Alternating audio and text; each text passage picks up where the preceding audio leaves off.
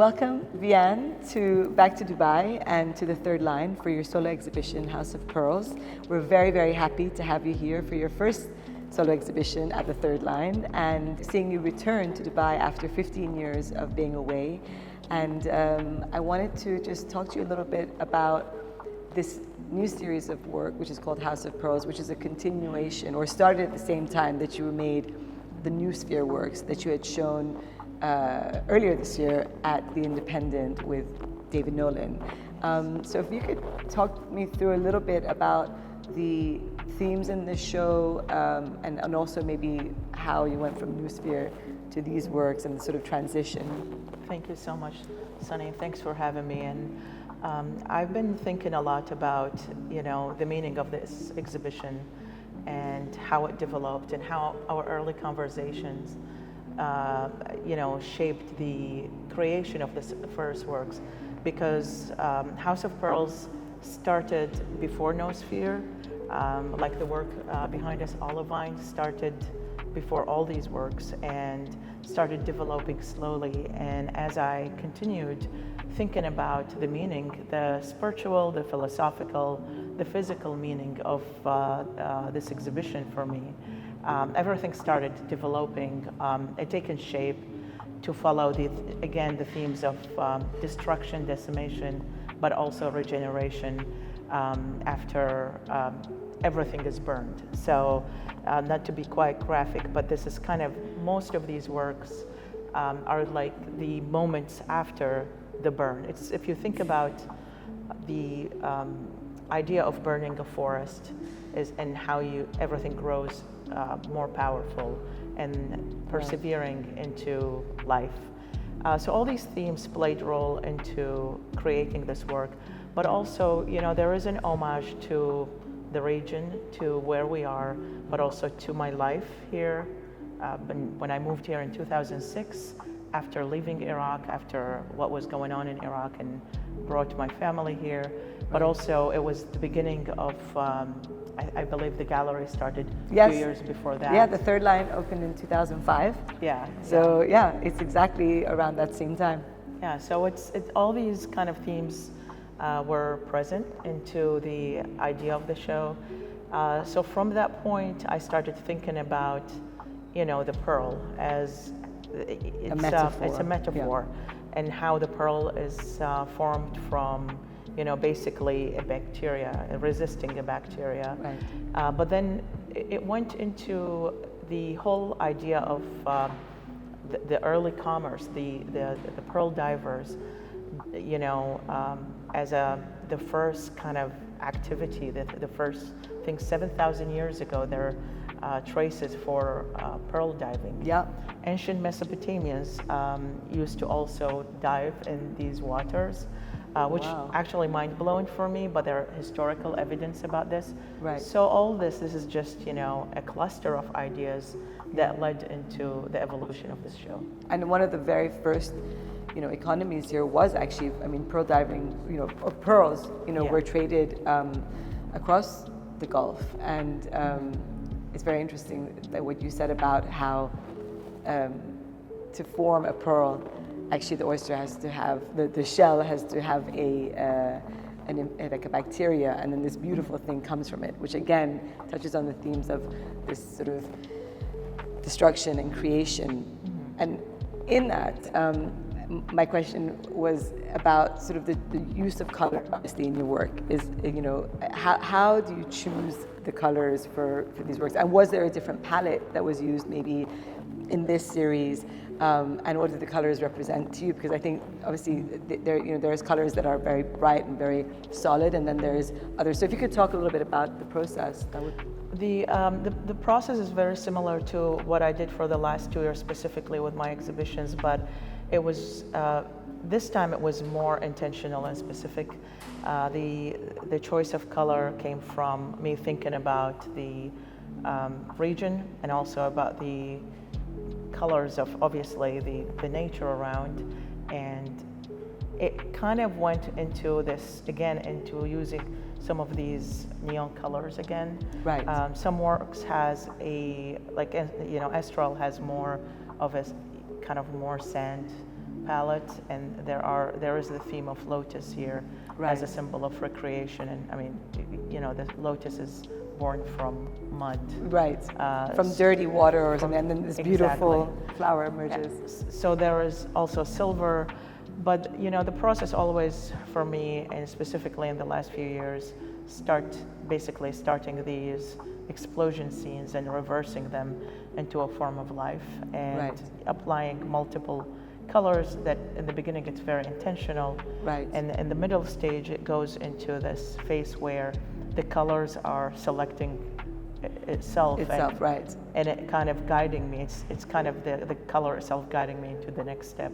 Right. But then it becomes highly intentional, you know, when the work goes into the flat face. Right. That's when the brush start presented into the work. Right. That's when the highly obsessive kind of control of areas, of the swatches of areas, and the mark making. The mark making continue into the first 4 weeks of creating the work. Right. But then the solid colors is what guides the creation, following the figures, and I know I'm using the word figure because everybody want to call my work abstract, which is fine, but it's more gestural. The bodies are always there. Right. But also there is a lot of iconography, there is a lot of calligraphy that start in the beginning.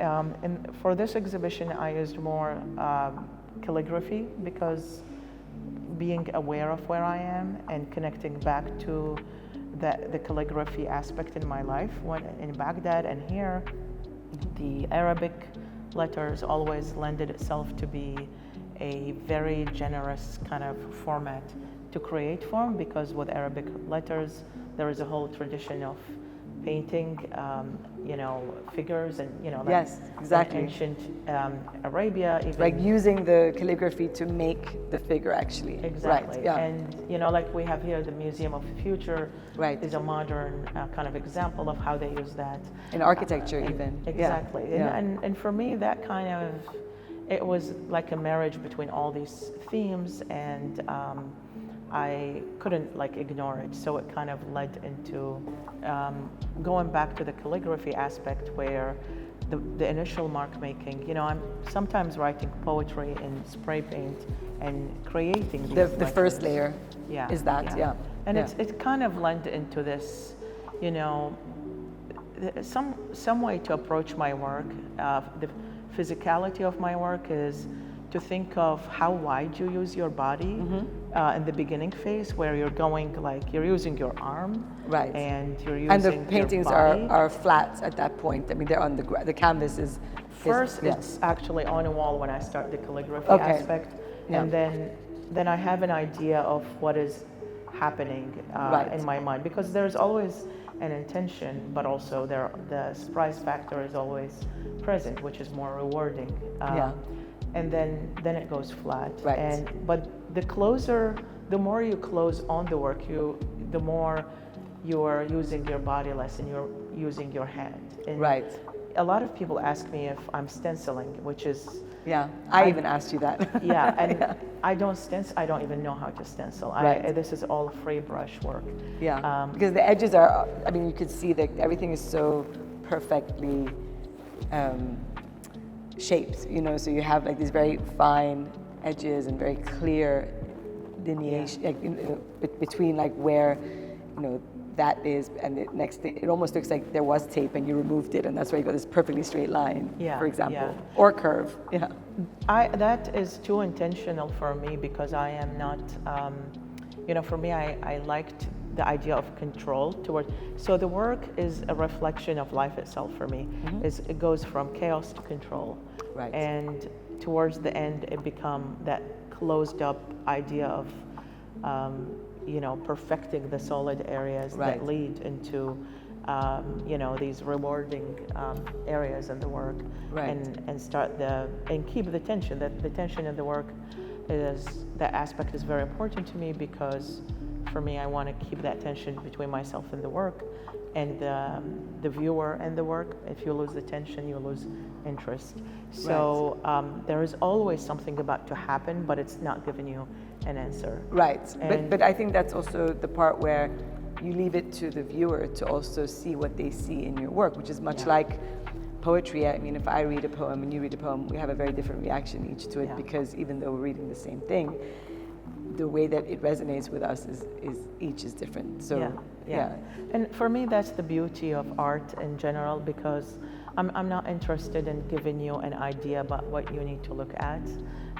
This is not a realistic painting, but for me, it's bigger than that. There are more rewarding aspects of the work slowly revealing itself to the audience, and that's what I'm interested in. I'm also, I would love to lead people into thinking more and feeling more at the same time, but with slowing themselves down, because we live in a very fast time. Everyone too wants fast. Yeah, and everybody wants this very quick image of something that gives them an answer. I am not interested in that. That's not what my work is about. Yeah, you were saying that looking at your works is a way to actually, or you're encouraging, you're asking people to slow down. Yes. Because to actually look at the work, which is true, because now that these works have been here now a few days, I've had the chance to look at them every day, and actually every day I'm seeing something new. Even now I just noticed something else in this painting, and it's, that's something that you're right. Like, you can't just walk past these. You have to spend time with them. Yes, and it's, the whole aspect of, consciousness and our humanity and collective consciousness. For me, that is what I'm trying to kind of emphasize upon within these works, because it just, it's supposed to pull you or repel you. If I'm repelling you, you're also feeling something. Yes, you're feeling something. It's still a feeling. It is. Yeah. And no, I agree with that. I mean, I think this idea of these, for me, when I look at the paintings, I see these landscapes of like a subconscious or a collective consciousness. But really, it's a way of feeling, and it's feelings don't have a very logical way or thing that you see. Like when you actually when you sort of meditate, you see landscapes that are similar to this. So you're tapping into another dimension somewhat. Yes, and it's approaching the sublime and thinking about these as, aerial scenes sometimes, because they look like a typography of many places, or it doesn't. It could be very foreign for some of my audience. It's very foreign, and I always hear, especially for people who are not familiar with my work, the word of, well, we don't know what we're looking at, and exactly, I want you to. That's okay. Yeah, that's okay. Just use your third eye to look at these, and suddenly you see things. But it's the aboutness of. Art is something that is not interesting for me. Per se, it's not for me, but these are much more esoteric, I would say, and it's where you're at as well. I think your entire life's journey has brought you to this place where you can make these paintings. Exactly, and I'm not someone. I consider myself a universal human, and. I have a great background in terms of where I lived and what I went through, but in the end, it's life is not one directional. I never expected myself to be back here and showing here again, and I'm thrilled about it. So are we. Thank you. And here we are. I mean, we're talking about these works that, if you look at my work 15 years ago when I left, you would not recognize. You might find some connections, but 15 years of learning and living and immigrating just completely led to something opposite, which for me, I'm finally able to confront, because before I was avoiding some of these realities, and now I'm diving deep into them. Facing them. Yeah. Amazing. So we also, we talked a little bit about the painting, or a lot about the paintings and the process, but there's also the works on paper. So those happen after you do the paintings. So can you talk a little bit about the works on paper and how the paintings inform the works on paper? Because usually the works, people start with like studies on paper and then it goes into the painting. But I do create studies that I hardly share. okay. They could be in museum shows or something, Right. and they're metaphoric, very like freehand. Yeah. You know, it's almost like you're dividing the canvas kind of work. Right. But sometimes they go into very sophisticated, highly processed drawings, Right. and I call them drawings. But the works on paper, Yes. they happen sometimes at the same time. The initial mark making happen at the same time as the big painting. Oh, okay. Yeah. But then I leave them. Right. And after I complete the works, the large works, that's when I start working on these works on paper Right. simultaneously, all at the same time. Because I feel like after I finish each painting, it it gives you information about the work in paper. Right. And they follow the same process exactly, Yeah. same material, excluding that, and instead of finishing with oil, I complete them with, heavy-bodied acrylics, because obviously Yeah. it's more appropriate for the Paper. paper I use. So they become very kind of, they're cathartic. Yeah. And, it's like you're more free sometimes with them, because the large works hold certain tension that the works on paper don't hold. Right. And sometimes they require very similar amount of time. Right. But they are very gratifying. Yeah. Yeah. But speaking about time, actually, I mean, how long does it take to make your work? I mean, obviously, these are all very large scale paintings, but, is it something that you work together on the series, or do you work individually? And how long does it actually take to finish a work? Well, this work took about a year in execution. Right, from when we started speaking, yes. And excluding a month that I took a break, and about a month that I completed No Sphere. Yeah. But then 3 and 10 very intense months of working every day in the studio, full days. And, just because for me, I don't want to lose that, that tension we spoke about. I don't want the distraction that happened when you leave work and come back to it. So some of them intentionally started before, Right. like the painting behind us, Olivine. Yeah, so this was one of the first paintings in this Yeah. series, yeah. This Yeah. started Gifted. in August last year. Then around the same time, I believe, Yeah. we talked about the show, and I thought about. I didn't know that I'm going to create House of Pearls. Right. It was more general, and No Sphere happened, simultaneously. Yeah. So I was thinking more about the marshland and the Arabian Sea and all Right. these kind of areas and regions. But I was basically responding to events of life and terror that is happening, but also, being kind of responsive to my location here. There is progress. So the life cycle is happening, for It's me. constant, yeah. It's constant, Yeah. and there is life, death, and Yeah. that cycle of hope and despair. Right. And it's, so to go back to the question is that, this exhibition maybe took a full 10 months exactly to execute it, Yeah. but also completely live in it, Right. because this has been my life. It's just thinking about how to actually tie everything together. But Yeah. towards the end, actually before leaving to Spain at that point, I knew that show is going to be, Yeah. and how it's going to be finished, and Right. how it became an homage to all these themes Right. and my past life here as well. Right, and exactly. So it's sort of this kind of coming home series as well. But I mean, not Yeah. home. I mean, you're very close to your maternal home, Iraq. Yeah. But also, Dubai was a place that you lived and A second home. Yeah, a second home, and Yeah. coming back to the Middle East, and and I do. I mean, like you said, there's always constantly a cycle of creation and destruction, or hope and despair, or life and death. It's ironic that today is the 31st, or maybe it's not a coincidence, it's the 31st of October, the Day of the Dead, actually. So it is Halloween. It's Halloween.